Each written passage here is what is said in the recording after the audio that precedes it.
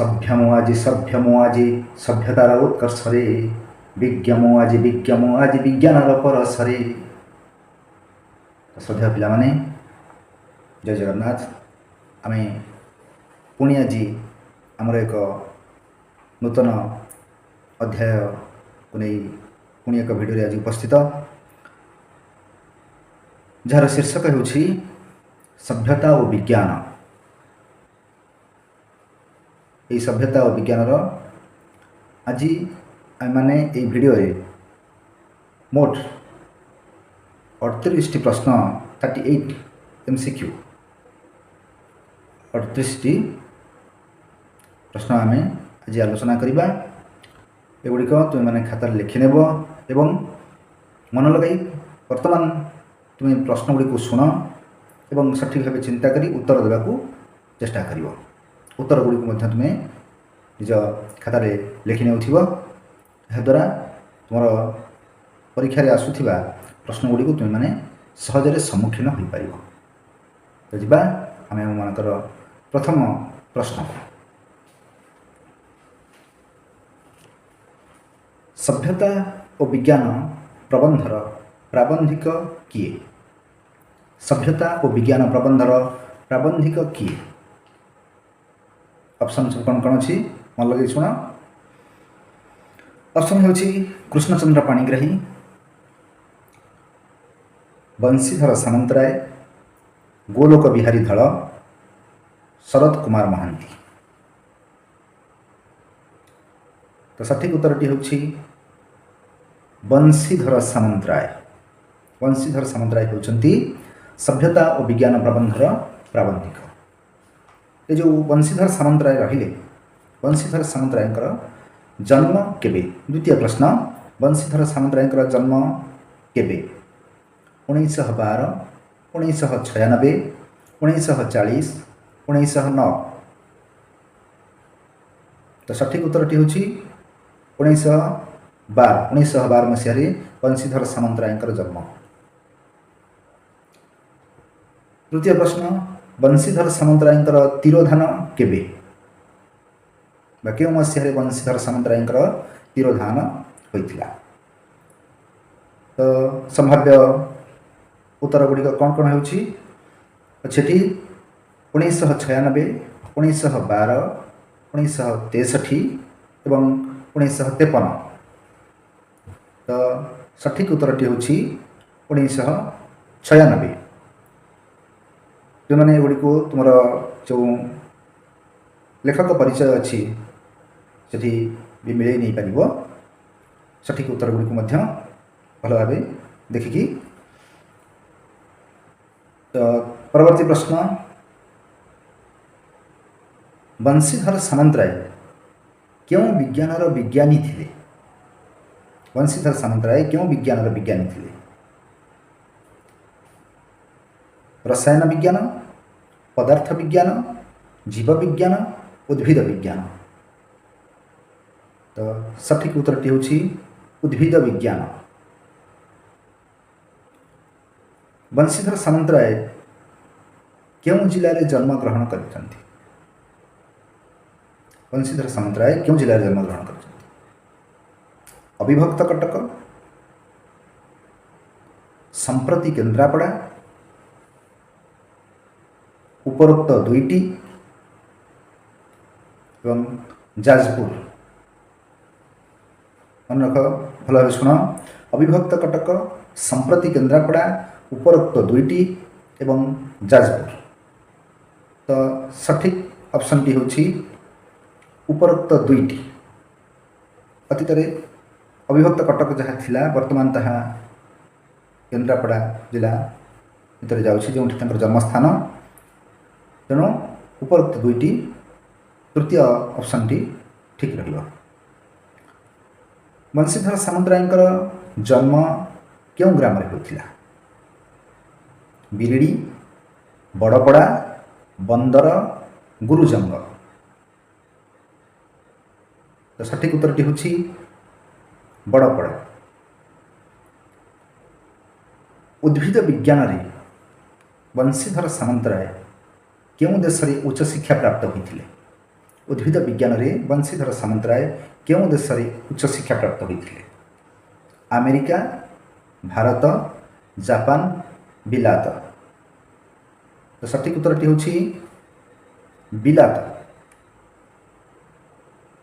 बंशीधर सामंतराय केउं वृत्ति को ग्रहण करथिले बा केउं जीविका अर्जन करथिले? शिक्षक, अध्यापक, वैज्ञानिक, जिल्लापाल। तो सठिक उत्तरटी होछि अध्यापक। बंशीधर सामंतराय केउं कॉलेजर अध्यक्ष थिले? अध्यापक अलग जिनस, अध्यक्ष अलग जिनस। तेणु भल भाव शुण, बंशीधर सामंतराय केउं कॉलेजर अध्यक्ष थिले? Cuttack college, Kendrapara college, Ravenshaw college, केउंटी नुहे? चतुर्थ ऑप्शन होछि केउंटी नुहे। ये तीनोटी मध्यनु केउं गोटिए नुहे? सठिक उत्तर नाही आधे बोली एटा कह जाउछि ठीक। किंतु आम देखा को ऑप्शनटा ठीक रोचे। बंशीधर सामंतराय केउं कॉलेजर अध्यक्ष थिले? तो सठिक उत्तरटी होछि रेभेन्सा कॉलेज। जा परवर्ती प्रश्न को, सभ्यता और विज्ञान प्रबंधटी केउं मसीह केउं पत्रिका प्रकाश पाइथिला? सभ्यता और विज्ञान प्रबंधटी केउं मसीह केउं पत्रिका प्रकाश पाइथिला? 1942 उत्कल साहित्य, 1952 उत्कल दीपिका, 1942 उत्कल दर्पण, 1999 दैवी शक्ति। तो सठिक उत्तरटी होछि 1942 मसीहा उत्कल साहित्य पत्रिका सभ्यता और विज्ञान प्रबंधटी प्रकाश पाइथिला। परवर्ती प्रश्न, बंशीधर सामंतराय जो स्थान में जन्मग्रहण करथिले ताहा वर्तमान केउं जिला अंतर्भुक्त? बंशीधर सामंतराय जो स्थान में जन्मग्रहण करथिले ताहा वर्तमान केउं जिला अंतर्भुक्त? केन्द्रापड़ा, जाजपुर, कटक, भुवनेश्वर।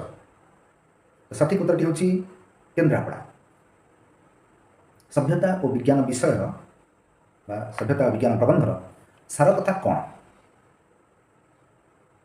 विज्ञान अवदान, सभ्यतार अवदान, सभ्यतार विकास रे विज्ञान अवदान, विज्ञान विकास रे सभ्यतार अवदान। तो सठिक उत्तरटी होछि सभ्यतार विकास रे विज्ञान अवदान होछि सठिक उत्तर तुम मन पई।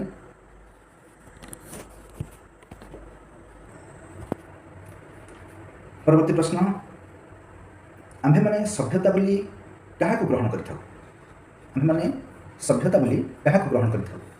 वैज्ञानिक उन्नति, शैक्षिक उन्नति, वैषयिक उन्नति, सर्वांगीण उन्नति। तो सठिक उत्तरटी होछि सर्वांगीण उन्नति। सर्वांगीण उन्नति हेले आमे सर्वांगीण उन्नति को आमे सभ्यतार आख्या प्रदान करिथाउ। सब क्षेत्र में शैक्षिक, नैतिक, आर्थिक इत्यादि इत्यादि समस्त क्षेत्र में आम यदि उन्नति घटला ताले आमे सभ्यतार आख्या प्रदान करूछे। कहा सह आमे माने निजको तुलना कले सभ्यतार अर्थ बुझी परिबा? आधुनिक मानव, निग्रो, आफ्रिकावासी, कला मनीष। तो सठिक उत्तर होछि निग्रो।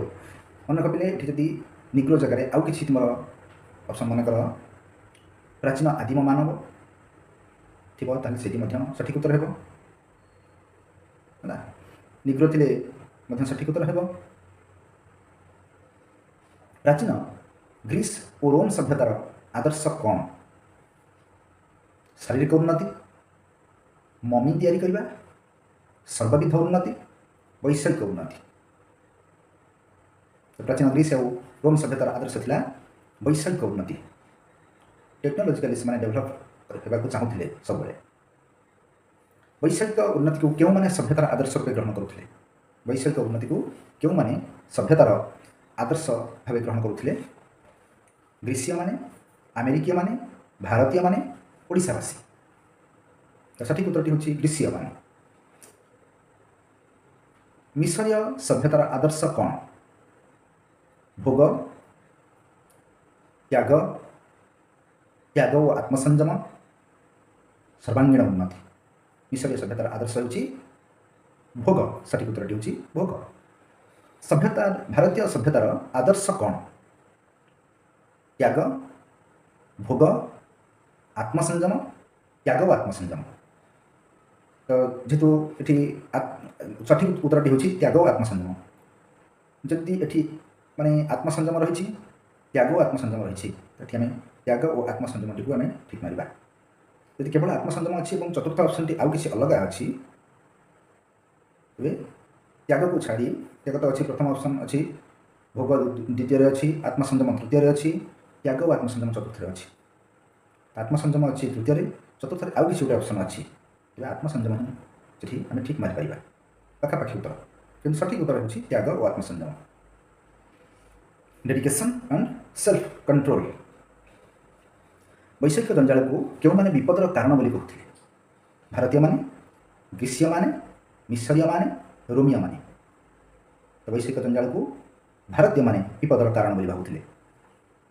भारतीय माने वैषयिक उन्नति क्यों मार्ग दे करछंती आध्यात्मिकता भोग विज्ञान साहित्य क्यों मार्ग दे भारतीय माने वैषयिक उन्नति करछंती आध्यात्मिकता आम सकल क्षेत्र में भारतीय मानकर आध्यात्मिकता हूँ बड़ जिन सकल क्षेत्र में बर्तमान विचार कर देख सब जगह आध्यात्मिकता मानकर रही सकाल ठार आरंभ कर संध्या राति आम शज्या त्याग ठार शज्या ग्रहण पर्यंत सब जगह आम आध्यात्मिकता रही। प्राचीन समय गृहस्थ जीवन किपर थिला विषय जंजालयुक्त आध्यात्मिक जंजालयुक्त नैतिकतापूर्ण। तो सठिक उत्तरटी हूँ विषय जंजाल युक्त।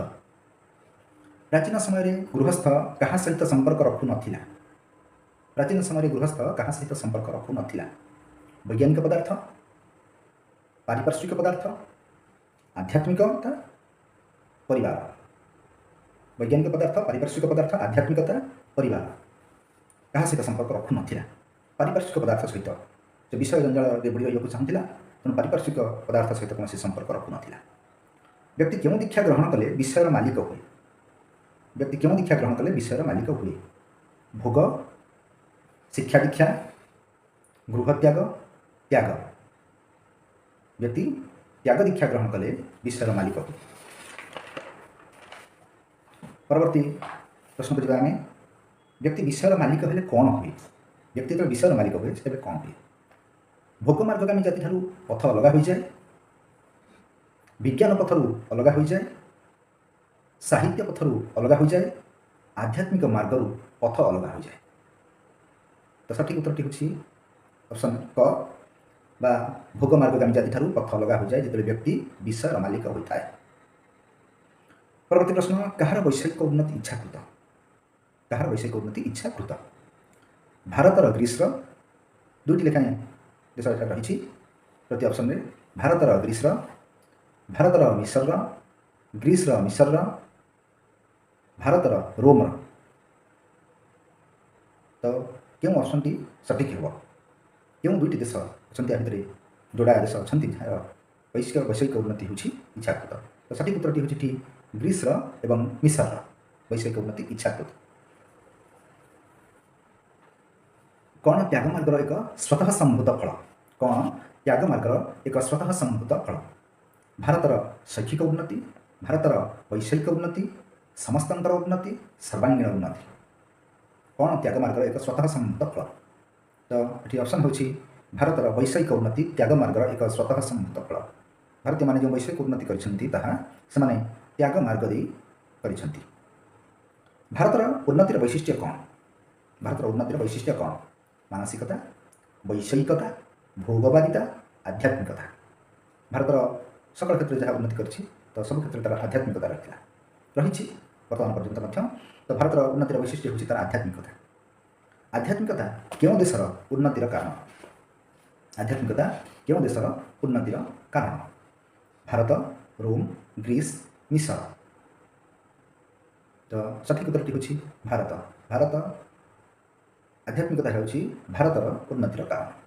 वर्तमान समग्र पृथ्वी सभ्यतार आदर्श कौन वर्तमान समग्र पृथ्वी सभ्यतार आदर्श कौन पदार्थ विज्ञान उन्नति साहित्यिक उन्नति मानवर सर्वांगीण उन्नति शिक्षार उन्नति। तो सठिक उत्तरटी हूँ मानवर सर्वांगीण उन्नति हूँ वर्तमान समग्र पृथ्वी सभ्यतार आदर्श। जे सकल क्षेत्र में जो देश सकल क्षेत्र में उन्नति करें से देश को आम उन्नत देश बोली कहूँ। क्यों माने लक्ष्यस्थल पाई हिंदू माने ଖ୍ରୀଷ୍ଟିଆन माने मुसलमान माने समस्ते। तो पहले आम रही हिंदू माने लक्ष्यस्थल पाई कहते हिंदू माने क्यों उपाय लक्ष्यस्थल पाई कहते क्यों उपाय हिंदू माने लक्ष्यस्थल पाई स्वीकार करते तो संभाव्य उत्तर गुड़िक दर्शनशास्त्र निहित प्रणाली द्वारा, इतिहास द्वारा, आध्यात्मिकता द्वारा, वैश्विक उन्नति द्वारा। तो सठिक उत्तरटी हूँ आध्यात्मिकता द्वारा। सरी सरी सरी तो सठिक उत्तरटी हूँ दर्शनशास्त्र निहित प्रणाली द्वारा भारत हिंदू माने लक्ष्यस्थल पाई कहते दर्शनशास्त्र निहित प्रणाली द्वारा। क्यों मार्ग द्वारा विश्व विराट शक्ति को मानव निरूपण करें हिंदू माने कही थांती। क्यों मार्ग द्वारा विश्व विराट शक्ति को मानव निरूपण करें हिंदू माने कही थांती। दर्शनशास्त्र निहित प्रणाली द्वारा, इतिहास द्वारा, आध्यात्मिकता द्वारा, वैश्विक उन्नति द्वारा। सठिक उत्तरटी हूँ दर्शनशास्त्र निहित प्रणाली द्वारा विश्व विराट शक्ति को मानव निरूपण करें हिंदू माने कही थांती। दर्शनशास्त्र निहित प्रणाली द्वारा विश्व विराट शक्ति को अनुभव करने लगी क्यों उन्नति आवश्यक? आध्यात्मिक उन्नति, आर्थिक उन्नति, शारीरिक और मानसिक उन्नति, भौतिक उन्नति। तो सठिक उत्तर हूँ शारीरिक और मानसिक उन्नति। शिक्षा, संयम और ब्रह्मचर्य पालन द्वारा क्यों सब शक्तिर उन्नति संभव? शिक्षा, संयम और ब्रह्मचर्य पालन द्वारा क्यों सब शक्तिर उन्नति संभव? शैक्षिक उन्नति, आध्यात्मिक उन्नति, आर्थिक उन्नति, शारीरिक और मानसिक उन्नति। तो शिक्षा, संयम और ब्रह्मचर्य द्वारा शारीरिक और मानसिक उन्नति संभव। परवर्ती प्रश्न, क्यों माने सभ्यतार उच्चतम सोपान आरोहण करते मत प्रकाश करती? संभाव्य उत्तर गुड़िक भारतीय माने, विदेशी माने, हिंदू माने, मिशरीय माने। तो सठिक उत्तरटी हूँ हिंदू माने। हिंदू माने सभ्यतार उच्चतम सोपान आरोहण करते मत प्रकाश करते। हिंदू माने आरोहण कर सभ्यतार उच्चतम सोपान विलोप साधन क्यों माने कले? हिंदू माने जो सभ्यतार उच्चतम सोपान आरोहण करते तार विलोप साधन क्यों माने कले? ऑप्शन गुड़िक हूँ सभ्यतर जाति, मूर्ख, सभ्योत्तर जाति, विदेशी। तो सठिक उत्तरटी हूँ सभ्यतर जाति। मोर अंतिम प्रश्न को आम जा आज भिडियोर अंतिम प्रश्न मन लगे शुण समस्ते। क्यों कारण भारतीय सभ्यता क्षुण्ण है? क्यों कारण भारतीय सभ्यता क्षुण्ण है? इंग्रेज मान जो, भारतीय मान जो, विदेशी माने हस्तक्षेप करने जो, उपरोक्त समस्त। तो सठिक उत्तर ठीक हूँ विदेशी माने हस्तक्षेप करने कारण मोर भारतीय सभ्यता क्षुण्ण है। तो पे आज आम मैंने मोट 38 प्रश्न आलोचना कर सारी। परवर्ती भिडियो आम मैंने अवशिष्ट जहाँ रही 38 गोटी प्रश्न विषय शेष पर्यंत आम जहाँ कि प्रश्न पाइपर आलोचना करवा। किंतु मन रखि सब ऑप्शन जहाँ रही मुझे ऑप्शन रखी तुम मान लगी परीक्षा जो ऑप्शन आसुव तुम्हें चिंता कर सठिक जो उत्तरटी अच्छी सब ध्यान दी एवं ये जो प्रश्न गुड़िक तुम निकट में उपस्थापन कली आज तुम परीक्षा लगी तुम मैंने निश्चित रूप अनुभव कर अनेक प्रश्न तुम मैंने पाई सारी अनेक माने जहाँ असुविधा तुम मैंने अनुभव कर प्रश्न पत्र देखी तार बहुत समाधान ये वीडियो देखा तुम मानकर हो। रोज पे धन्यवाद। भल थी पुणी देखा आम परवर्ती वीडियो। धन्यवाद।